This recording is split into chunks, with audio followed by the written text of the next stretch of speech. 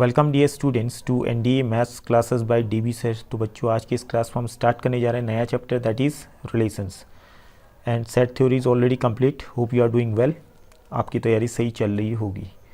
Okay, तो आज की क्लास स्टार्ट करने से पहले कुछ चीज़ें मैं आपसे शेयर करना चाहूँगा रिगार्डिंग दैट व्हाट्सएप ग्रुप, क्योंकि मैंने खुद ही पोस्ट किया था और उसके बाद आपने कमेंट करके अपने नंबर्स भी सेंड किए थे। बट कुछ बच्चों का कमेंट आया कि sir it is better to create Telegram channel. तो मुझे भी ऐसा ही लगा कि वाकई में टेलीग्राम चैनल जो है आज के समय में बेटर है as compare to WhatsApp group. तो टेलीग्राम चैनल तो ऑलरेडी क्रिएटेड ही था मेरा, बट उसका लिंक आपको मालूम नहीं था। तो जहाँ पर आप देखिएगा, जहाँ आपने कमेंट किया होगा पोस्ट पे जाकर के अपना नंबर जहाँ पर आपने सेंड किया था, वहाँ पर मैंने आपको रिप्लाई कर रखा है। ठीक है, उसका जो लिंक है वो वहाँ पर मैंने आपको सेंड कर रखा है। लिंक को क्लिक करके आप सीधे टेलीग्राम चैनल पर पहुंच जाएंगे NDA 2020 के नाम से। ओके, और जिस बच्चे के पास टेलीग्राम चैनल नहीं है, मीन्स टेलीग्राम नहीं है, तो आप प्ले स्टोर पे जाकर के इंस्टॉल कर लीजिए अपने मोबाइल पे and then you can click the link, और उसके बाद सीधे आप टेलीग्राम चैनल पर पहुंच जाएंगे। और इस टेलीग्राम चैनल को क्रिएट करने का मेन उद्देश्य ये है कि बहुत सारे बच्चे ऐसे हैं जिनके पास पाथफाइंडर बुक नहीं है और इस लॉकडाउन पीरियड में वो ऑर्डर नहीं कर पाएंगे। तो उनकी जो है समस्या को देखते हुए ये क्रिएट किया गया, ताकि जो क्वेश्चंस मैं करवा रहा हूँ उनके इमेजेस जो हैं आपको टेलीग्राम चैनल पे प्रोवाइड कर पाऊँ। ओके, ये मत समझिएगा कि मैं वहाँ पे कोई कोचिंग इंस्टीट्यूट खोल के बैठ गया हूँ या कुछ अलग चीज़ें करवाने वाला हूँ, बिकॉज वीडियोस तो आपको यूट्यूब चैनल पे मिलते रहेंगी, भले ही रेगुलरली मिले या आपके बीच में एक आध दिन 2-4 दिन का गैप मिले, मिलते रहेंगी। ऑलरेडी काफ़ी सारी वीडियोज़ तो ऑलरेडी हैं ही चैनल पर, उनको देखते रहिए और ये सिलसिला चलता रहेगा यूट्यूब वाला फ़िलहाल। ओके, तो इसका जो लिंक जो है इसका डिस्क्रिप्शन में मैं नीचे दे दूंगा, वहाँ से भी आप सीधे जा सकते हैं, कोई दिक्कत नहीं है। वहाँ से भी आप टेलीग्राम चैनल को ज्वाइन कर लीजिएगा। ओके, तो स्टार्ट करते हैं फिर आज की class without wasting much time. देखिए, अब देखिए आप ऑर्डर्ड पेयर का मतलब क्या हुआ। इसकी डेफिनेशन हमने यहाँ पे लिखी हुई है। An ordered pair consist of 2 elements और objects in a given fixed order. तो इससे हम समझे क्या, suppose we have 2 sets A और एक सेट हो गया B। Okay, we have 2 non empty sets A and B। Suppose कीजिए A जो है एलिमेंट हो गया A का और B एलिमेंट हो गया B का। ठीक है, और उसके बाद हमने क्या किया, इस A को यहाँ पे पहले नंबर पे लिखा और कॉमा देख के B को लिखा और इनको एक सिंपल सा जो आपका फर्स्ट ब्रैकेट होता है उसमें इनक्लोज कर दिया। तो ये ऑर्डर्ड पेयर बन गया आपका। ठीक है, इसको बोलेंगे हम ऑर्डर्ड पेयर। मींस हमने क्या किया, एक एलिमेंट A का उठाया, ओके, और एक एलिमेंट B का उठाया। इसके बाद इसको एक जो आपका फर्स्ट ब्रैकेट होता है उसको इनक्लोज कर दिया। तो इस पूरे को हम बोलेंगे ऑर्डर्ड पेयर। तो इसकी ऑर्डरिंग किस हिसाब से हो रखी, इसका जो पहला एलिमेंट है A का है और दूसरा एलिमेंट जो है B का है, इसका ऑर्डर ऐसा बना हुआ है। ठीक है, होप दिस इज़ क्लियर। तो ऑर्डर्ड पेयर को इक्वल होने के लिए सपोज कीजिए 2 ऑर्डर्ड पेयर आपके पास A1, B1। एक ऑर्डर्ड पेयर ये है और दूसरा ऑर्डर्ड पेयर A2, B2 मैंने लिखा, सपोज ये दूसरा ऑर्डर्ड पेयर हो गया। अब ये दोनों इक्वल तभी होंगे जब इनके पहले वाले जो एलिमेंट है वो इक्वल हो। पहला एलिमेंट पहले एलिमेंट के बराबर हो कॉमा से पहले।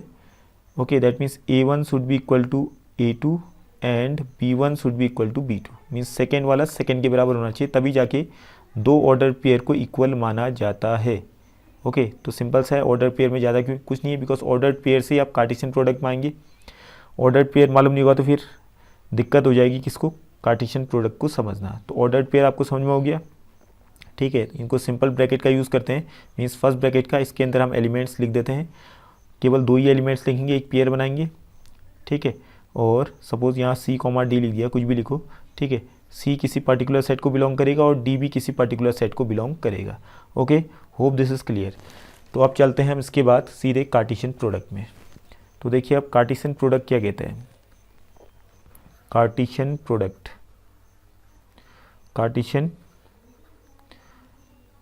Product of sets. तो सिंपल से भी टॉपिक्स हैं आपके ऑफ सेट्स। तो कार्टेशियन प्रोडक्ट क्या कहता है, suppose you have two sets, one is a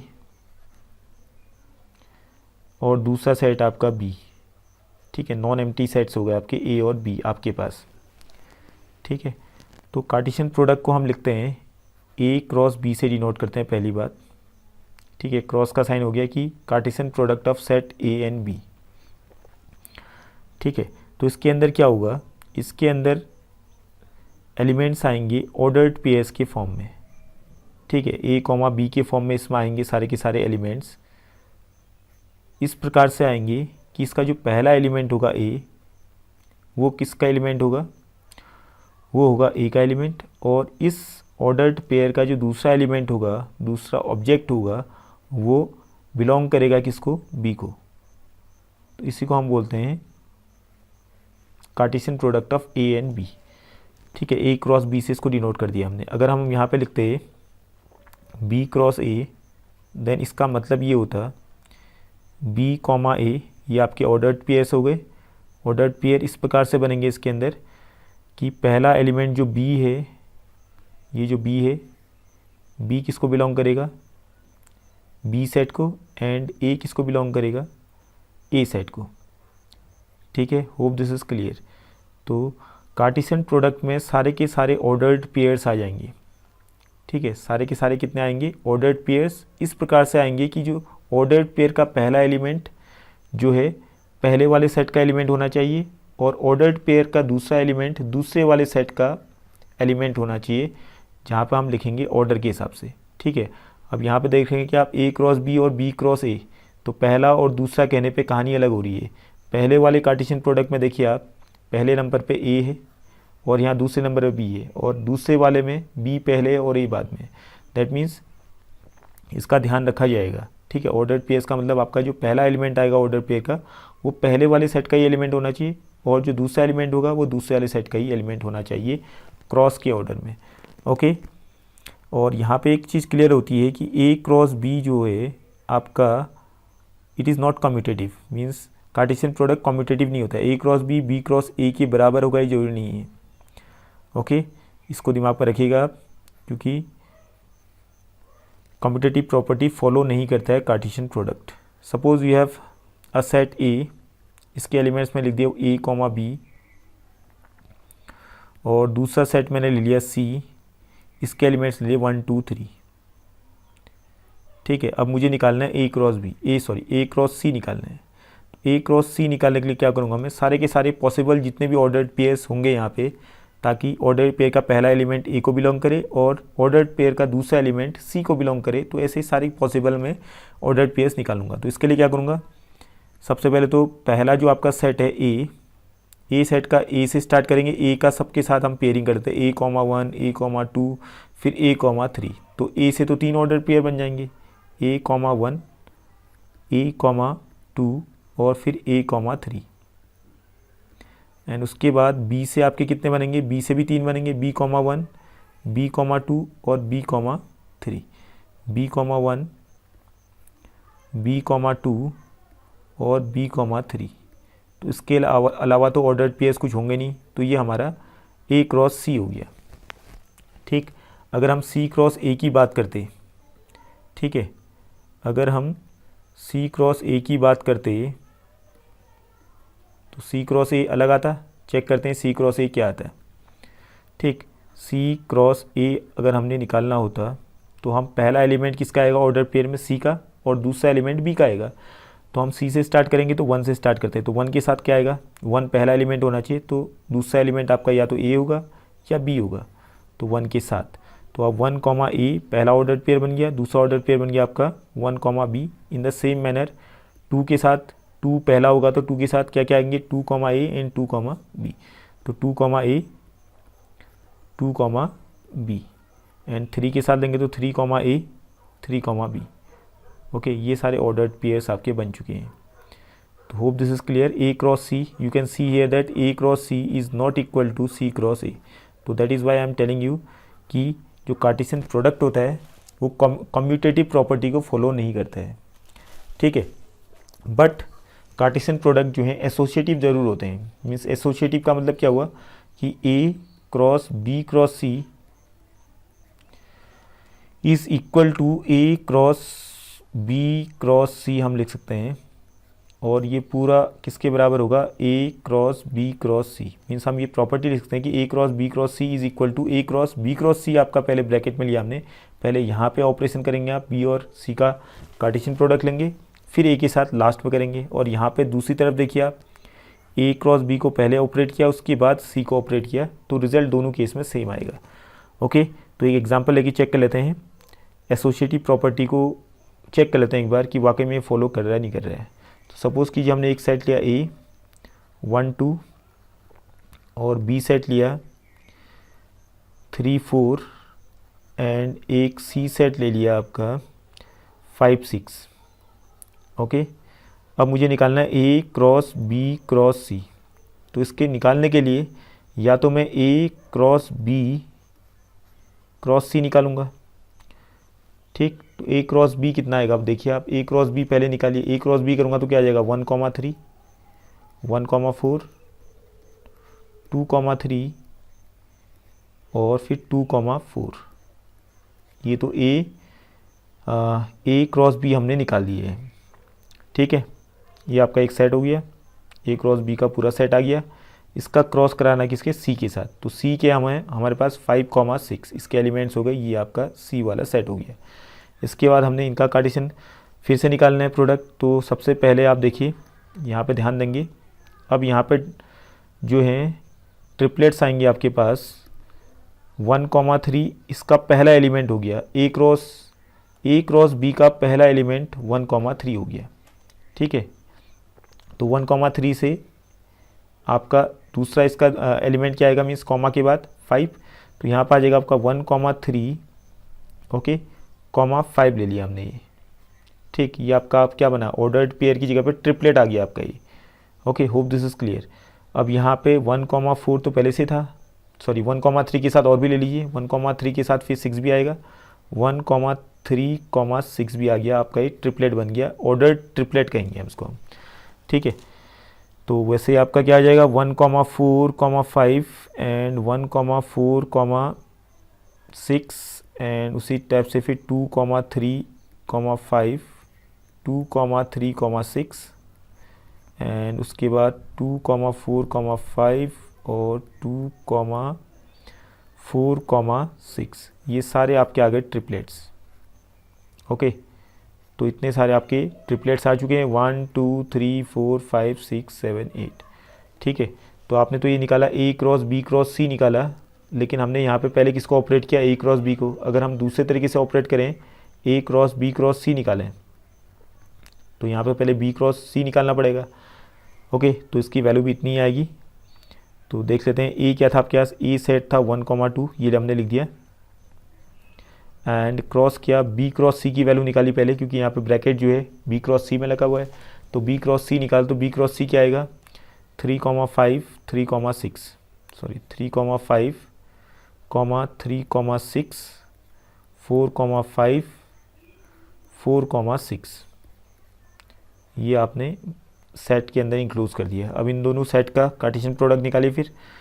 तो यहाँ पे क्या आएगा 1 2 का क्रॉस करना है इस पूरे सेट के साथ दूसरे सेट के साथ। तो इसमें आ जाएगा आपका 1 के साथ सारे के सारे आएंगे पहले 4 के 4। तो 1 3 5 आ गया पहला एलिमेंट, फिर 1 3 6 1 4 5, फिर आ गया 1 4 6। ये ट्रिपलेट्स वगैरह आपके इस तरीके से आ जाएंगे। फिर सेकेंड एलिमेंट कौन है आपका, ए सेट का 2 है, 2 के साथ भी ले लीजिए इनको। तो 2 3 5 and after that 2 3 6 and after that 2 4 5। वही सारी एलिमेंट्स आपके आ रहे हैं सेम जो ऊपर आपने निकाले थे, ठीक है। तो दोनों आपके सेट यहाँ पे हैं, ए क्रॉस बी क्रॉस सी जो ऊपर वाले में आया था आपका सेट, वही सेट नीचे भी आ रहा है। That means both are equal, you can see here, दोनों के एलिमेंट्स सेम है। ओके, तो दोनों के एलिमेंट्स किस फॉर्म में, ट्रिपलेट्स के फॉर्म में है। तो हम यहाँ पे कहेंगे कि ए क्रॉस बी क्रॉस सी क्या है, is a set, is a set. अगर हम बात करें इसके अंदर कोई भी देखें ट्रिपलेट 1 3 5, ये पूरा क्या है आपका एक एलिमेंट है किसका, ए क्रॉस बी क्रॉस सी का, ठीक है। और ये 1,3,5 जो होगा एलिमेंट होगा किसका, ए क्रॉस बी क्रॉस सी का भी एलिमेंट होगा, क्योंकि दोनों इक्वल है, ठीक है। और वहाँ से भी क्लियर होगी कि 1,3,5 belongs to A cross B cross C, ये कहना भी गलत नहीं होगा, ये तीनों आपके बिल्कुल सही हैं, ठीक है। तो इनके जो एलिमेंट्स होते हैं वो ट्रिपलेट्स के फॉर्म में होंगे, ना कि ऑर्डर्ड पेयर के फॉर्म में। तो कार्टेशियन प्रोडक्ट तो आपका क्लियर हो गया है कि कार्टेशियन प्रोडक्ट हम कैसे निकालते हैं, 2 सेट्स का, फिर अगर 3 सेट का निकालना है तो किस टाइप से आप निकाल सकते हैं, और एसोसिएटिव प्रॉपर्टी भी आपने देख ली यहाँ पे 3 सेट में, ओके। अब इसके बाद आती है नंबर ऑफ़ एलिमेंट्स। तो number of elements in A cross B is always equal to the number of elements in A into number of elements in B, ठीक। सपोज़ कीजिए ए के पास आपके कितने हो गए, 1 2 3 सो ऑन, ये 10 तक हो गया, एंड बी सेट हो गया, इसके मान लेते हैं हम ए ई आई ओ यू, ये सेट हो गया, ठीक है। अब मुझे ए क्रॉस बी में पता करना है कितने एलिमेंट्स होंगे। तो मुझे मालूम है यहाँ पे कि ए के पास कितने एलिमेंट्स हैं, ए के पास 10 एलिमेंट्स है, 10 नेचुरल नंबर्स हो गए, फर्स्ट 10 नेचुरल नंबर्स। और बी के पास कितने एलिमेंट्स हैं, ए ई आई ओ 5 है। तो number of elements in A cross B बनेंगे आपके 10 × 5 = 50, ओके। तो number of elements in A into number of elements in B, तो ये दिमाग में रखिएगा आप, ये प्रॉपर्टी, ओके। इसके बाद आपका आता है इफ़ ए अगर 5 हो जाए, ए अगर आपका एम्प्टी सेट हो जाए, या बी नहीं कह रहा हूँ, या बी एम्प्टी सेट है, ठीक है, या ए या बी दोनों में से अगर एक एम्प्टी सेट हो गया, ओके, तो implies that A cross B वाला जो आपका आएगा कार्टेशियन प्रोडक्ट, वो वाला सेट क्या बनेगा, वो सेट भी आपका एम्प्टी सेट ही बनेगा, okay. Hope this is clear. तो अभी तक जो भी हमने डिस्कस किया था, ये बेसिक सा ही डिस्कस कर रहे हैं फिलहाल, अभी हम बेसिक से स्टार्ट करें तो बेसिक ही करेंगे, and after that will move. And अभी देखते हैं प्रॉपर्टीज़, ये नोट करेंगे आप, बहुत इंपॉर्टेंट प्रॉपर्टीज़ हैं, क्योंकि प्रॉपर्टीज से ही ज़्यादा क्वेश्चंस वगैरह एग्जाम में पूछे जाते हैं, तो प्रॉपर्टीज़ आपके दिमाग में क्लियर कट फीड होनी चाहिए, ओके। सो देखते हैं प्रॉपर्टीज़ क्या है। अब देखिए इसके बाद आते हैं आपके कुछ important results on the basis of properties. तो ये सारे प्रॉपर्टीज़ आप याद कीजिए, रिजल्ट सारे याद कीजिए, because directly property based questions आते हैं एग्जाम में, एंड ये सारी प्रॉपर्टीज़ आपके दिमाग पर रहेंगी तो डायरेक्टली आप क्वेश्चंस को हिट कर जाएंगे, ठीक है। Most of the times questions property based ही आते हैं, तो ये आपका बहुत सिंपल प्रॉपर्टीज़ है, ऐसा कुछ नहीं है, दिखने में काफ़ी सारी दिख रही हैं, बट एक बार आप इनको याद करना शुरू करेंगे तो काफ़ी ईजी तरीके से ये याद हो जाती हैं। जैसे आप देखें, पहले की 3 प्रॉपर्टी तो आपकी सीधे डिस्ट्रीब्यूटिव प्रॉपर्टी हो गई, ठीक है। क्रॉस का जो साइन हो रहा है यहाँ पे, पहले वाले प्रॉपर्टी को देखिए, क्रॉस का जो साइन होता है डिस्ट्रीब्यूट हो रहा है ओवर यूनियन, मींस ए क्रॉस बी ऐसे ही आया, फिर ए क्रॉस सी ऐसे ही आया दूसरे वाले उसमें, और बीच में आपका यूनियन का साइन आया। जैसे हमने सेट थ्योरी में पढ़ा था कि यूनियन जो होता है डिस्ट्रीब्यूट हो जाता है ओवर इंटरसेक्शन, ऐसे करके, या हमने कहा था कि इंटरसेक्शन डिस्ट्रीब्यूट हो जाता है यूनियन के ऊपर, तो हम क्या लिखते थे यहाँ पे, ए यूनियन बी, और बीच में आपका जो साइन था इंटरसेक्शन का वो ऐसे ही रहता था, फिर हमने कहा ए यूनियन सी, फिर हमने ए यूनियन सी ऐसे लिख दिया। वैसे आपका ये था डिस्ट्रीब्यूटिव ए इंटरसेक्शन बी, फिर बीच में यूनियन का साइन ऐसे ही था, फिर ए इंटरसेक्शन सी। तो हमने कहा कि इंटरसेक्शन जो है डिस्ट्रीब्यूट हो गया ओवर यूनियन, तो वैसे यहाँ पे जो है क्रॉस जो है डिस्ट्रीब्यूट हो रहा है किसके ऊपर, यूनियन के ऊपर, तो बन गया ए क्रॉस बी, यूनियन बीच में वैसे ही है ए क्रॉस सी। सेकेंड वाले में देखिए आप, क्रॉस डिस्ट्रीब्यूट हो रहा है ओवर इंटरसेक्शन, तो A cross B intersection A cross C, ये बन गया। तीसरे वाले में फिर क्रॉस डिस्ट्रीब्यूट हो रहा है माइनस के ऊपर, जो आपका डिफरेंस वाला है, तो A cross B minus A cross C, तो ये तो वैसे ही याद हो गए, ठीक। और चौथा तो वैसे ही याद हो गया, क्यों, क्योंकि A cross B is equal to B cross A लिखा है। तो हमने अभी थोड़ी देर पहले पढ़ा था कि ए क्रॉस बी और बी क्रॉस ए इक्वल नहीं होते हैं, बट यहाँ पे ए क्रॉस बी क्रॉस ए के बराबर है, इसका मतलब ये हुआ कि ए और बी इक्वल होंगे, तभी ये कंडीशन पॉसिबल हो पाएगी, जब ए और बी दोनों सेट क्या होंगे, सेम होंगे और सेम एलिमेंट्स होंगे दोनों की, ठीक है। जब इक्वल सेट्स होंगे दोनों, तो तभी जाकर के ए क्रॉस बी और बी क्रॉस ए इक्वल बनेगा, ठीक है। तो इसका मतलब क्या है, डबल एरो लगा रखा है, इसका मतलब ये हुआ कि अगर A cross B equal to B cross A कहीं पे आ रहा है, तो इसका मतलब हमने समझ जाना है कि ए और बी इक्वल होंगे, तभी ये ए क्रॉस बी क्रॉस ए के बराबर है। या हमें मालूम है कि ए बी के बराबर है, तो इससे ये समझ जाना चाहिए हमें, अगर ए बी के बराबर है तो इससे ये समझ जाना चाहिए कि ए क्रॉस बी और बी क्रॉस ए इक्वल होंगे, ठीक है। एक दूसरे के जो है रेसिप्रोकल रिजल्ट्स हैं आपके, इसको कह सकते हैं रिफ्लेक्टिव रिजल्ट्स। ठीक है, ए इक्वल टू बी होगा तो A cross B equal to B cross A होगा, या A cross A equal to B cross A होगा तो ए इक्वल टू बी भी होगा। ठीक है, और उसके बाद फिफ्थ वाली property, if A is a subset of B, A subset है बी का, then A cross A is a subset of A cross B intersection B cross A.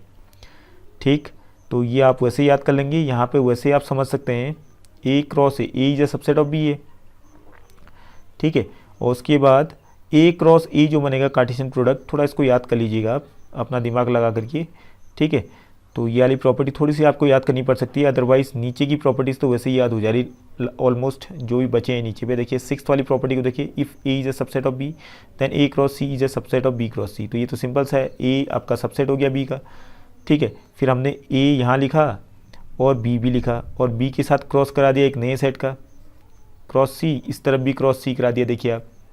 ठीक है, और बीच में सबसेट का साइन तो वैसे ही है, तो क्या है A is a subset of B था, तो हमने क्या किया, ए यहाँ बी लिखा, उसके बाद क्रॉस कर दिया सी के साथ, यहाँ भी क्रॉस कर दिया सी के साथ, इज़ अ सबसेट लिख दिया, बस वही प्रॉपर्टी बन गई आपकी। ओके, सी कोई दूसरा सेट हो गया।